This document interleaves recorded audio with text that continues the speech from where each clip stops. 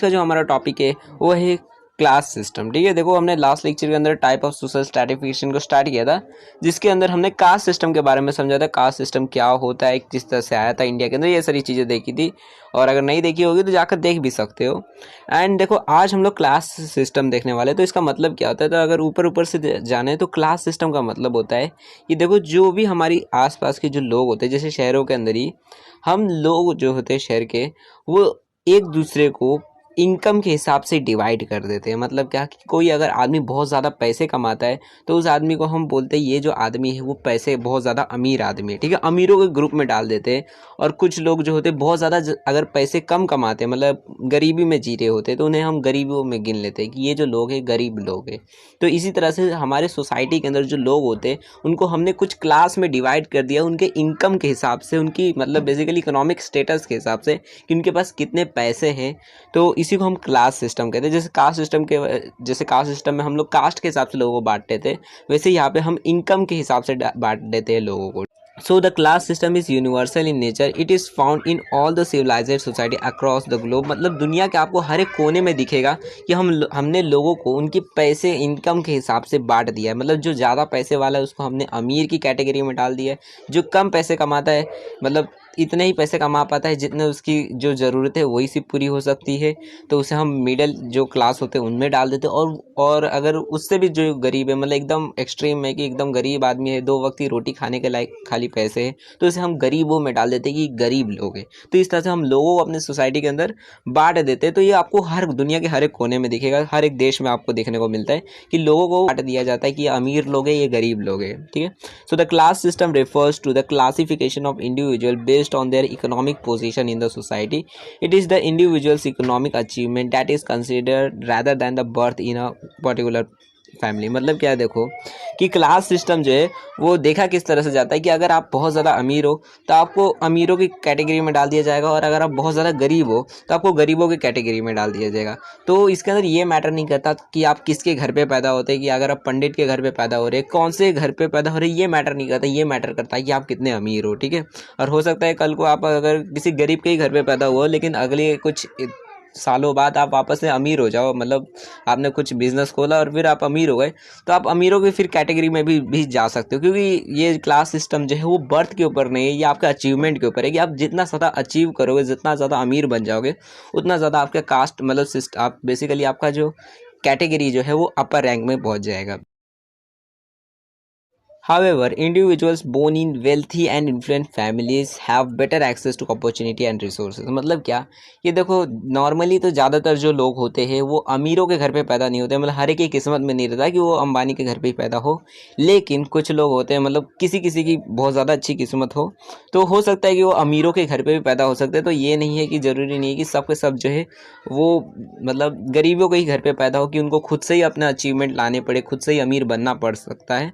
हो सकता है कि कोई अमीर के घर पे पैदा हो जाए और फिर उसको उतनी मेहनत करनी ही ना पड़े, सारी चीज़ें उसके पहले से ही मिली हुई हो, जितने भी रिसोर्सेस है, जितनी भी अपॉर्चुनिटीज़ है, वो सब कुछ पहले से उसे मिला है, मतलब रखा हुआ हो उसके पास। तो ये भी हो सकता है कि वो पहले से अगर अमीर के घर पे पैदा हो जाए तो।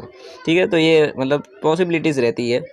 अब देखो normally the classes are divided on the basis of economic classification. मतलब नॉर्मली अगर देखोगे तो हमारा जो क्लास सिस्टम है उसको हम किसी भी आदमी के इनकम मतलब कितना वो अमीर है इस हिसाब से डिवाइड करते हैं कि अगर ज़्यादा पैसे वाला आदमी है तो उसको अमीर मान लेते हैं, और जो कम पैसे वाला आदमी है तो उसको गरीब मान लेते हैं। ठीक है, तो इसी हिसाब से डिवाइड किया जाता है। जैसे कि देखो जो आदमी ज़्यादा पैसे कमाता है, मतलब उसके पास जितने भी मतलब उसकी ज़रूरत है उससे ज़्यादा पैसे वो कमा रहा है, ठीक है, मतलब उसके पास एक्स्ट्रा ज़्यादा पैसे है, तो इसे हम अपर इनकम क्लास में डाल देते हैं। मतलब वो लोग जो ज़्यादा पैसे कमाते हैं, ठीक है, मतलब साल का 1-2 करोड़ इतना ज़्यादा पैसे कमाने वाले लोग।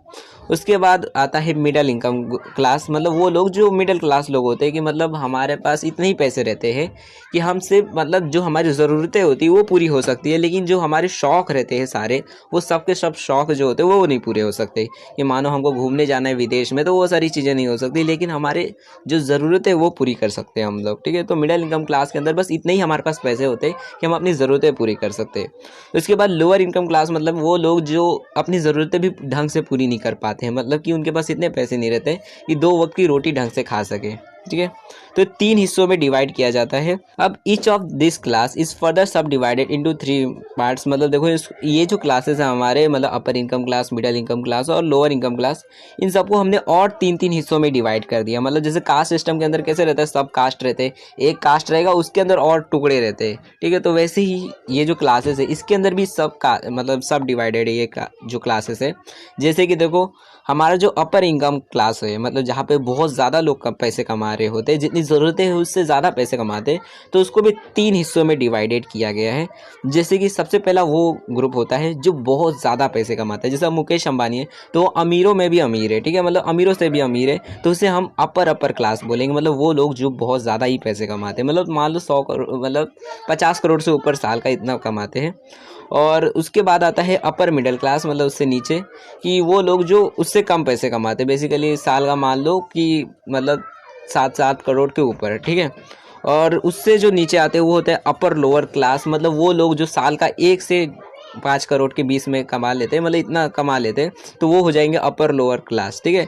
तो ये जो लोग हैं, मतलब जो अमीर लोग हैं, इनकी भी और मतलब सब डिवाइडेड है। वैसे ही मिडिल क्लास और लोअर क्लास की भी रहती है, कि जैसे अब लोअर क्लास का रहता है कि एक एक्सट्रीम पॉवर्टी भी रहती है, कि बहुत ज़्यादा ही गरीब रहते हैं, कि मतलब दिन का जो है वो 100 रुपये उससे भी कम कमाते हैं, 80 रुपये 50 रुपये इतना कमा पाते, तो वैसे रहता है। तो सबका सब डिवाइडेड है हमारे क्लास के अंदर, ठीक है। और इस हिसाब से लोगों को जो है अलग अलग रिस्ट्रिक्शंस रहते हैं, कि अगर आप बहुत ज़्यादा गरीब हो तो आप बहुत सारी चीज़ें नहीं कर सकते हो, ठीक है। और अगर आप अमीर बन जाते हो तो आप मतलब जितनी भी दुनिया की चीज़ें वो सारी चीज़ें कर सकते हो। अब देखो ये जो फैक्टर मतलब क्लासेस है, इसको पता करने के लिए कि आप कौन से क्लास के अंदर आते हो, कि आप अमीरों के क्लास में आते हो या गरीबों के क्लास में आते हो या मिडिल क्लास में आते हो, तो उसके लिए कुछ फैक्टर्स है जिसको आपको देखना पड़ता है। जैसे सबसे पहला होता है इनकम एंड वेल्थ, यानी कि आपके पास कितने पैसे आते हैं और आपके पास कितनी प्रॉपर्टी है, ठीक है। इनकम का मतलब होता है कि आप कितना कमा रहे होते हो, और वेल्थ का मतलब होता है आपके पास टोटल असेट्स कितने हैं, जैसे गाड़ी बंगला कितना है आपके पास, गाड़ी कितने की है, बंगला जो है आपके पास वो कितने का, घर प्रॉपर्टी जो है वो कितनी की, लैंड है, वो सारी चीज़ें जो होती है वो वेल्थ में आती है, ठीक है। कि आपके पास टोटल असेट्स कितने हैं, और इनका मतलब आप महीने का साल का कितना रुपया कमा लेते हो, ठीक है। तो इससे पता चलता है कि आप अमीर हो कि नहीं, पहला ये फैक्टर होता है। उसके बाद होता है लेवल ऑफ एजुकेशन, यानी कि आप कितने ज़्यादा समझदार पढ़े लिखे हो, कि आपको कितना ज़्यादा कुछ आता है। एजुकेशन का मतलब ये नहीं कि आप सिर्फ 12th पास या 12वीं पास ये सारी चीज़ें ही है। एजुकेशन का मतलब ये भी है कि आपके पास क्या क्या स्किल्स है, आप क्या क्या चीज़ें करते हो, वो सारी चीज़ें भी हैं। उसके बाद आता है टाइप ऑफ ऑक्यूपेशन, यानी कि कौन सा काम करते हो, ये भी डिपेंड करता है कि आप अमीर हो या गरीब हो, ठीक है। उसके बाद आता है मटेरियल पोजेशन, मतलब कि आपके पास कौन सी चीज़ें हैं, मतलब कि आपके पास मान लो जैसे कि अगर आपके पास बहुत अच्छी अच्छी गाड़ियाँ रहेगी, लंबरगिनी रहेगी, रोल्स रॉयल की गाड़ियाँ रहेगी, लग्जरी कार रहेगी, तो इससे पता चलेगा हाँ भाई आप अमीर हो। मतलब लग्जरी वॉचेस रहेगी, मतलब ऐसी चीज़ें जिससे पता चले कि आप अमीर आदमी हो। मतलब जैसे आप औरतें रहती है तो हार पहन सकती है, डायमंड नेकलेस पहन सकती है, वो सारी चीज़ें जिससे पता चले कि आप अमीर आदमी हो।